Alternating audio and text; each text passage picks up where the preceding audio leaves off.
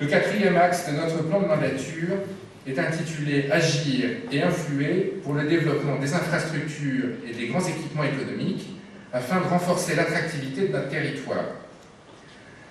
Assurer également la gestion de nos équipements. » Alors, continuer de développer les conditions favorables à la prise en compte du projet de TGV de l'Ouest breton. C'est un sujet qui est souvent répété ici par la Chambre et par d'autres acteurs, mais Brest et Quimper à 1h30 de Rennes, c'est un objectif prioritaire de notre désenclavement.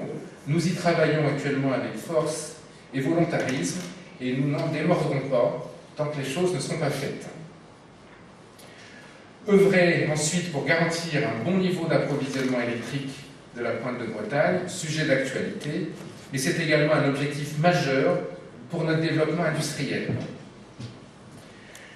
Ensuite, maintenir et développer les fonctions métropolitaines de Brest, dans un contexte où beaucoup de centres de décision économiques, mais aussi administratifs, partent sur Rennes, avec la situation géographique des deux grandes villes bretonnes les plus éloignées possibles dans notre région. Quand je dis ça, ce n'est pas une guerre entre Brest et Rennes, comme on l'entend trop souvent, mais il faut tenir compte de cette réalité économique et surtout géographique qui nous met dans ce contexte, et nous devons œuvrer pour maintenir des équilibres, mais on est obligé de tenir compte de ce constat, sur lequel personne n'y peut rien, c'est un constat, il faut faire avec de la meilleure façon possible, et d'où l'importance également de notre présence active au niveau de la construction de la région dans le cadre de la voie des chambres de commerce.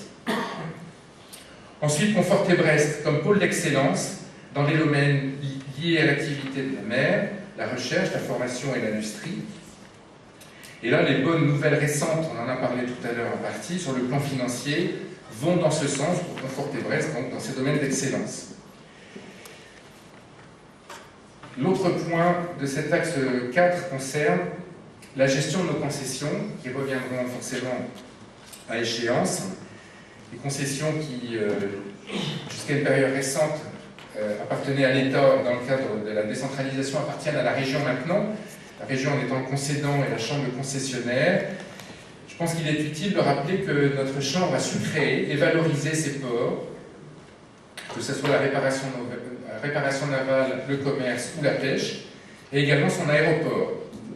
Ce sera un axe prioritaire de notre mandature d'en conserver la gestion lors du renouvellement des concessions. Encore une fois, ce sera la région qui applique